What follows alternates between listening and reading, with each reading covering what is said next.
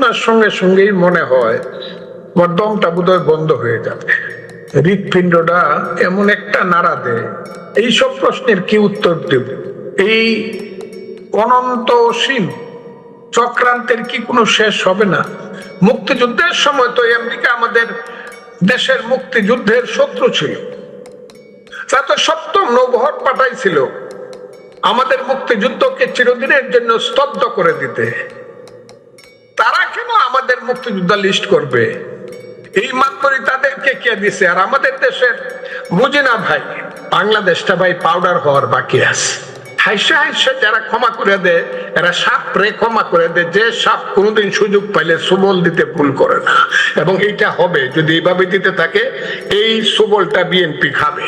আমি এটা বলে দিলাম আজকে, আমার মনে আর জায়গায় সুবলটা বিএনপি খাবে যদি এই ধরনের ক্রিমিনালদেরকে এত প্রশ্রয় দেওয়া হয়। রয়েছেন মুক্তিযোদ্ধা এবং বিএনপি দলীয় সংসদ সদস্য, আমাদের সবার পরিচিত অ্যাডভোকেট ফজলুর রহমান। অ্যাডভোকেট ফজলুর রহমান, আপনাকে স্বাগত জানাচ্ছি। এবং যে কারণে আজকে আপনার সঙ্গে সংযুক্ত হওয়া, আমাদের মুক্তিযুদ্ধে শহীদদের তালিকা তো এই পর্যন্ত কোনো সরকারই করতে পারেনি, নানান জটিলতা কাজ করেছে। কিন্তু আমরা অবাক হয়ে খেয়াল করলাম যে সোমবার মুক্তিযুদ্ধ বিষয়ক মন্ত্রী আহমেদ আজম খানের সঙ্গে বিশেষ উদ্দেশ্যে দেখা করলেন মার্কিন রাষ্ট্রদূত ব্রেন্ট ক্রিস্টেনসেন।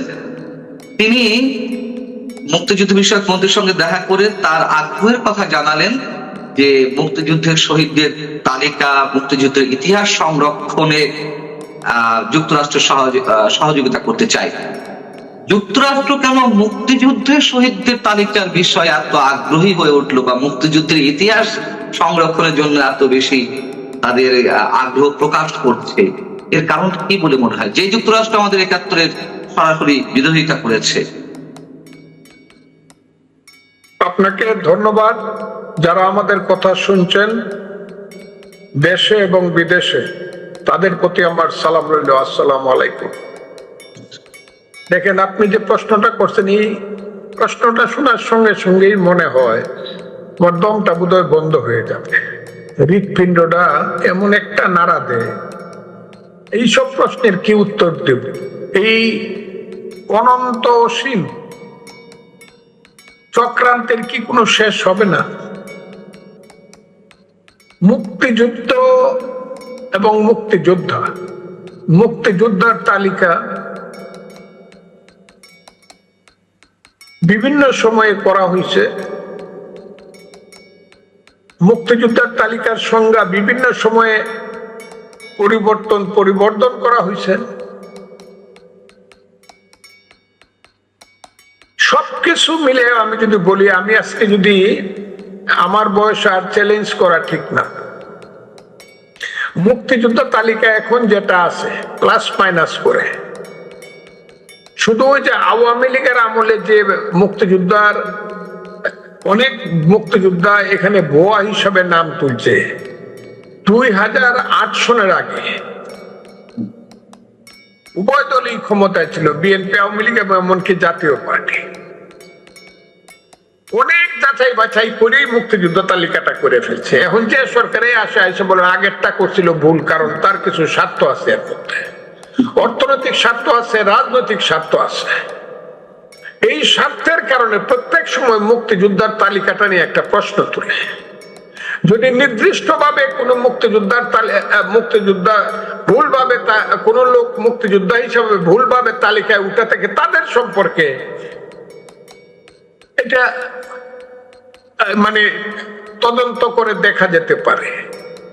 কিন্তু একদম মুক্তিযুদ্ধের সমস্ত তালিকা ভুল, এখন আবার কই থেকে আইছে নাপিতের পুত নন্দীরা মুক্তিযুদ্ধরে ঠিক করে দিব, তার তালিকা ঠিক করে দিব, আমি এটাকে আমাদের জন্য অপমান মনে করি।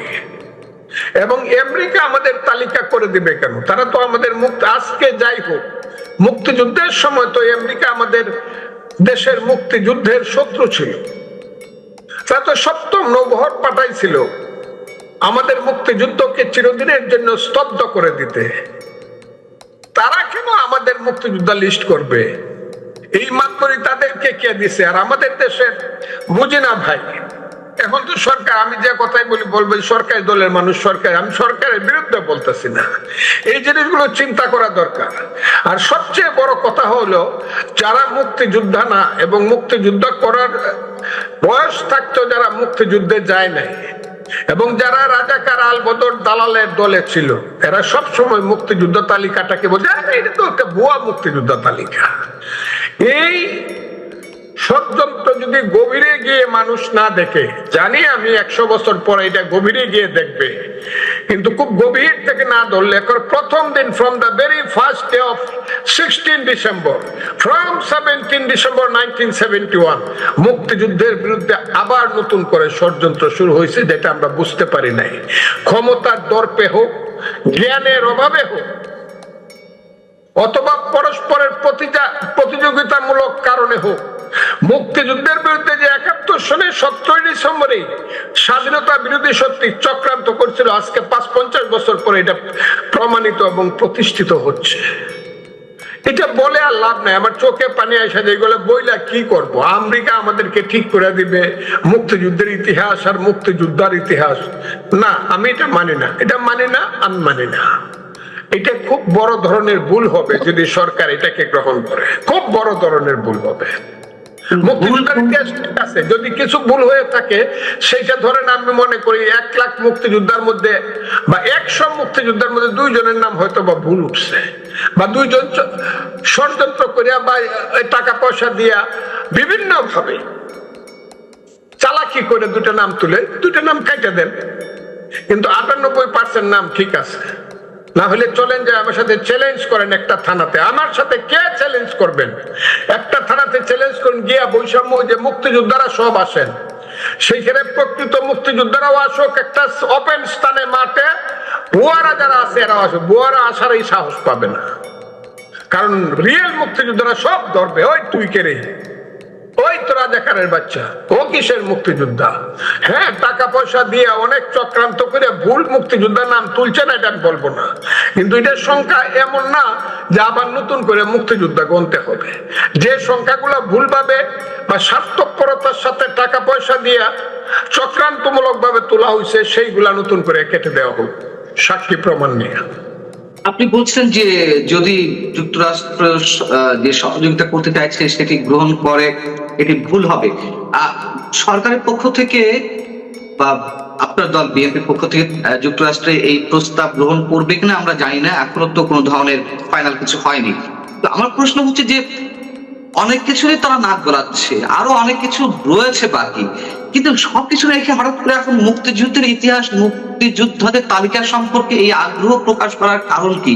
ডক্টর ইউনূস একটা কথা বলেছিলেন, নিশ্চয়ই আপনার মনে আছে, রিসেট বাটনে প্রেস করতে হবে। এটি তারই কোনো অংশ, বিশেষ কোনো ষড়যন্ত্র 5 আগস্টের পর থেকে যা চলছে? একটা কথা বলছে যে আরো কিছু রয়েছে বাকি, এটা কিন্তু একটা গল্প। আমি আপনাকে এরকম ভাবে বলি যে একজন হাত দেখে গণক, যে কপালের লেখা দেখেও বলতে পারে, হাত দেখেও বলতে পারে যে তার কপালে কি লেখা আছে। একদিন সেই গণক রাস্তা দিয়ে হেঁটে যাচ্ছে, তখন দেখে একটা মাথার খুলি পড়ে আছে, মাথার সমস্ত চামড়া টামড়া চলে গেছে, শুধু খুলিটা পড়ে আছে, খুলিটার মাথার মধ্যে লেখা আছে অনেক কিছু হয়ে গেছে, আরো কিছু বাকি আছে। গণক খুব চিন্তা করলো, একটা মানুষ মরে গেল, তার সবকিছু ধ্বংস, শুধু মাথার খুলিটার মাঝে লেখা আছে অনেক কিছু হয়ে গেছে, আরো কিছু বাকি আছে। সেই চিন্তা করে সেই খুলিটাকে আইনা বাড়িতে আলমিরার, গ্লাসের আলমিরার ভিতরে রাখলো। সে প্রত্যেকদিন সকালবেলা দেখে লেখার কোনো পরিবর্তন হয়েছে কিনা, না লেখার কোনো পরিবর্তন হলে লেখা আছে অনেক কিছু হয়ে গেছে, আরো কিছু বাকি আছে। রাতের বেলায় দেখে তাতেও লেখা আছে অনেক কিছু হয়ে গেছে, আরো কিছু বাকি আছে, এটা কোনো চেঞ্জ নাই। গণকের স্ত্রী ভাবে যে লোকটা কি পাগল হয়ে গেল। স্বামী স্ত্রীতে ঝগড়া হয়। একদিন স্বামী বাজারে গেছে, স্ত্রী পাশের বাড়িতে বেড়াইতে গেছে, পরে গেছে, ভাবি কেমন আছেন? ভাই আর কইও না, আমি তো ভালোই আছি, তোমার ভাই পাগল হয়ে গেছে। কি পাগল হয়ে গেছে?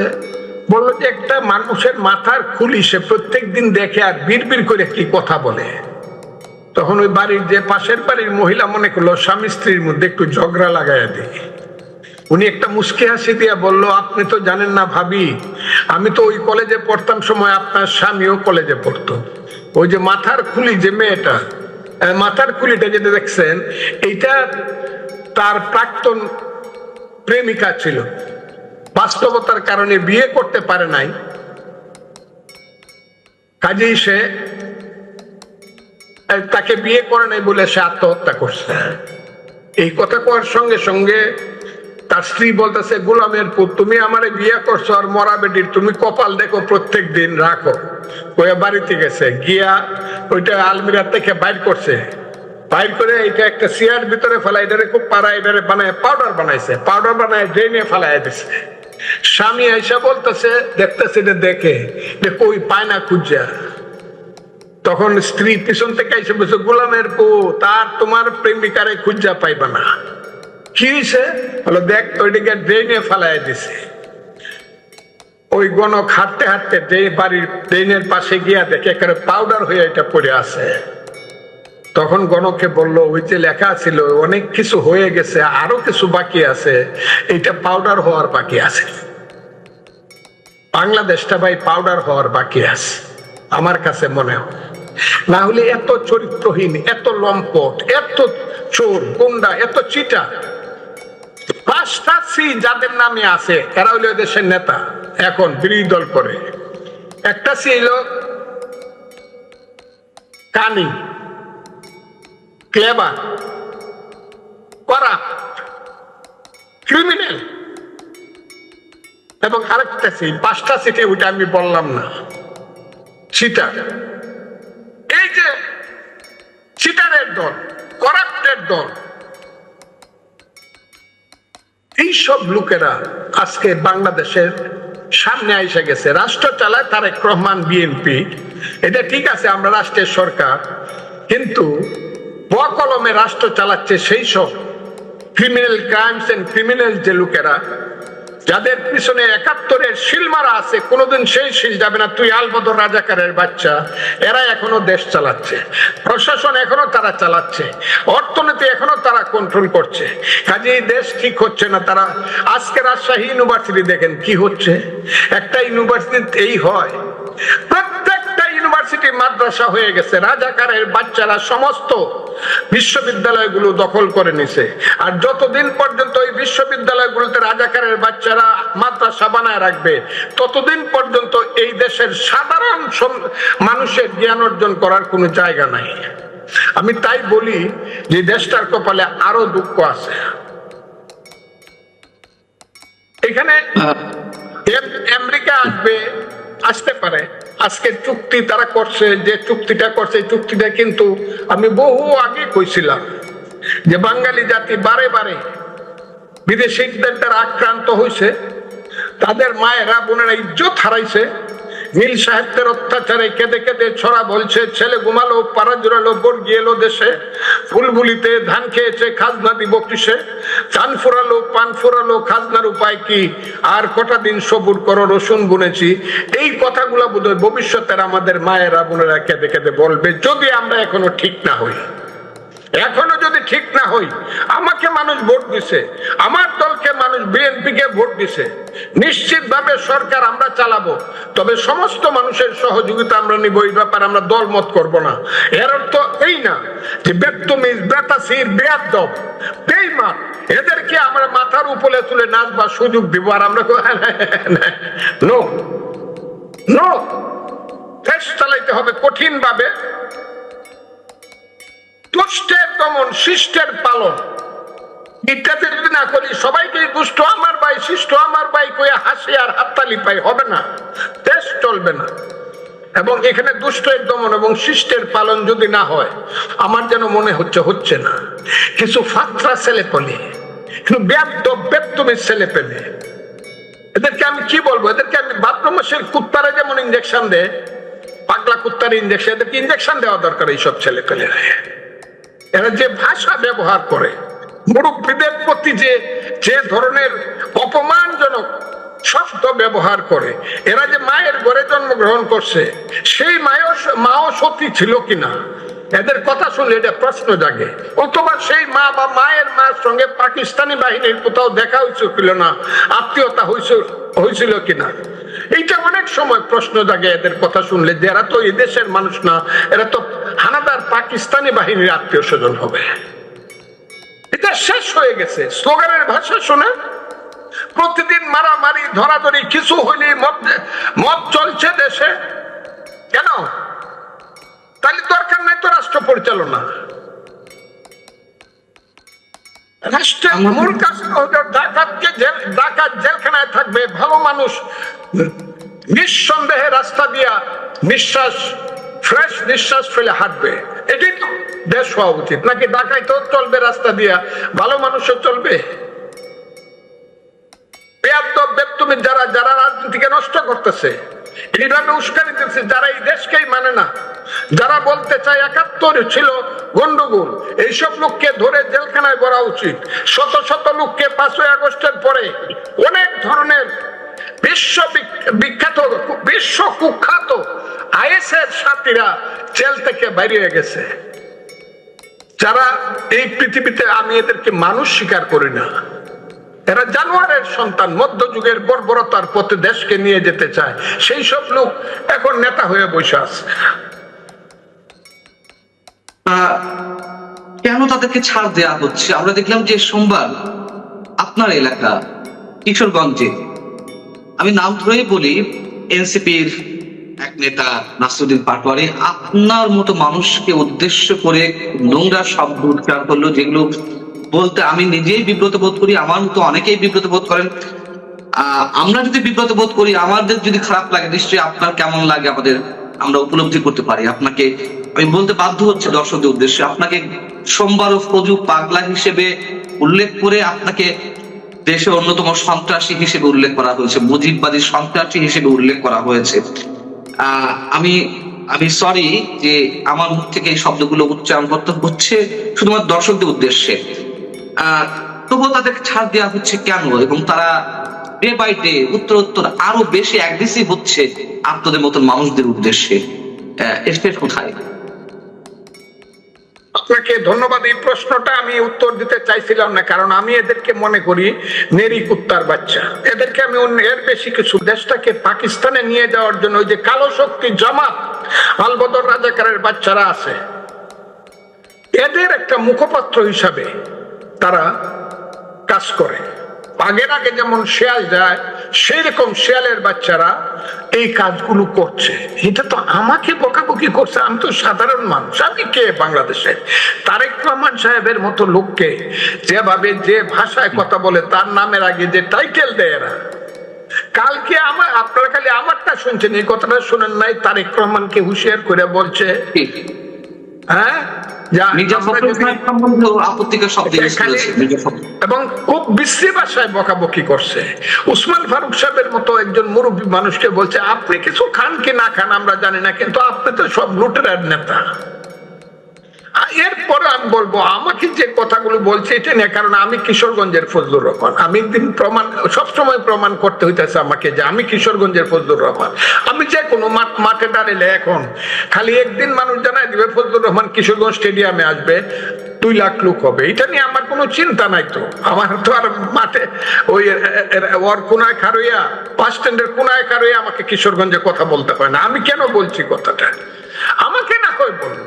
ফখরুল ইসলাম আলমগীর সাহেবের মতো এইরকম একজন ভদ্রলোককে যে বিশ্রী ভাষায় এই ছেলেগুলা কথা বলে, সালাউদ্দিন আহমদের মতো স্বরাষ্ট্র মন্ত্রীকে যেভাবে কথা বলে, এর কোনো প্রতিকার হবে না? আমাকে কথা বললো, সংগঠনের কোনো দায়িত্ব নাই। সংগঠনের, আমি তো একটা সংগঠন করি, সেই সংগঠনের দায়িত্ব নাই। প্রত্যেকটা ইউটিউবে আমার বিরুদ্ধে হাজারে হাজারে এমন বিশ্রী কুশ্রী ভাষায় আমাকে বকাবকি করে, আমার দলের কোনো দায়িত্ব নাই। আমি দেখি লাখে লাখে মানুষ ফজলুর রহমানের পক্ষে দাঁড়ায়, আজকেও দাঁড়াইছে।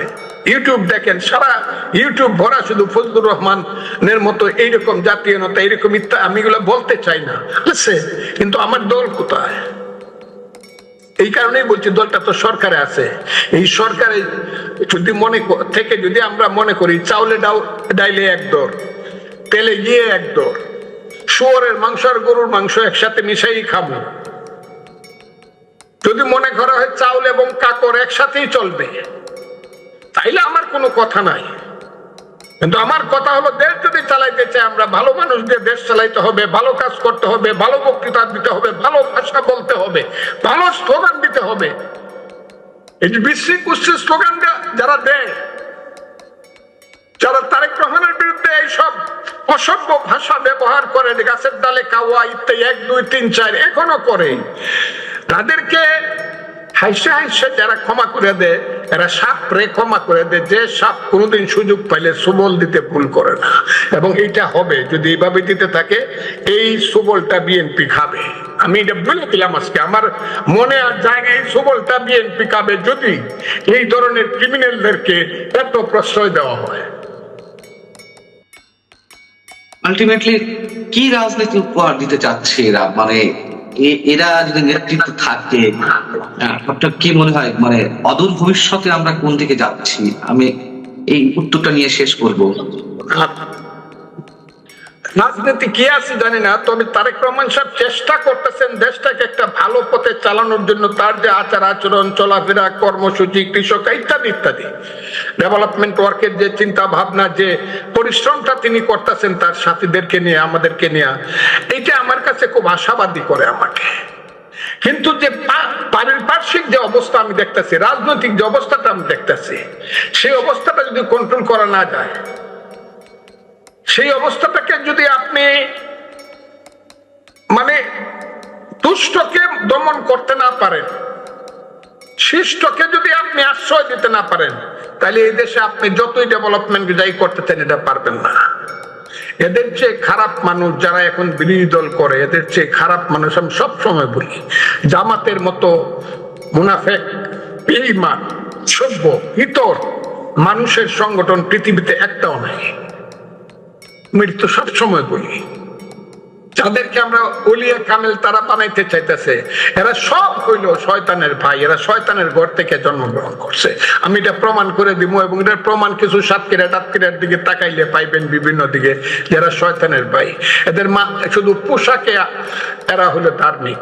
আমি সব সময় বলছি, জামাতে ইসলাম, এটা হলো জামার মধ্যে হইলো ইসলাম, এর নাম হলো জামাত ইসলাম। এটা বহু আগে থেকে আমি বলতেছি, এদের এই পোশাকটার মধ্যে হলো ইসলাম, আর সব হলো এদের অন্ধকারের দিক, চরিত্রের অন্ধকার, অর্থনীতি, সবকিছুর দিক। এত টাকা পায় কোথায় ফকিন্নির পুতেরা? মাদ্রাসায় পড়ার সময় কয় টাকা থাকে তাদের পকেটে? জামাত করলে লাখে লাখে টাকা হয় কেমনে? জামাতের সদস্য হলে ব্যারিস্টারি পড়ার জন্য বিনা পয়সায় গিয়ে লন্ডনে পড়ে কেমনে? যে কোনো ফকিন্নির পুত জামাত করলে পড়ে। আমি জানি আমার এলাকার ফকিন্নির পুতেরা জামাত, আমি জানি তো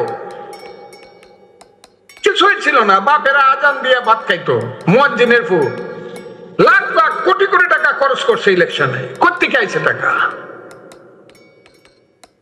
কাজে এইসব দুর্নীতিবাজ, ধর্মের নামে দুর্নীতিবাজ, ধর্মের নামে ধর্ম ব্যবসায়ী, যতদিন পর্যন্ত এদের মুখোশটা উন্মোচন করা না যাবে, সাতক্ষীরার মতো এরা প্রত্যেকে এরকম, ততদিন পর্যন্ত এই সমাজ ঠিক হবে না। আমাদের নেতা খুব বেশি উদার, জনাব তারেক রহমান অনেক বেশি উদার, অনেক বেশি গণতান্ত্রিক। 18 বছর উনি ছিলেন একটা গণতান্ত্রিক দেশে, হয়তোবা সেই শিক্ষায় শিক্ষিত হয়ে উনি মনে করতেছে let us wait for a time. কিন্তু আমিও বলি let us wait for time, but the time will answer in time. কথাটা বলে দিলাম, তারা যখন সুযোগ পাবে তারা কিন্তু উত্তরটা দিয়ে দিবে। এই আশঙ্কা তো সবারই। আপনি যে আশঙ্কা করছেন নিশ্চয়ই তার বাস্তব ভিত্তি রয়েছে, তারপরেও আমরা চাইবো এর বিপরীতে, আপনি যেটা আশা করছেন আশঙ্কার বিপরীতে যেন তাই হয়। আপনি অনেক অনেক ভালো থাকবেন ফজলুর রহমান, আপনার জন্য শুভকামনা। দর্শক আপনারা যারা শুনছিলেন নিশ্চয়ই আপনারা ভালো থাকবেন। আল্লাহ হাফিজ।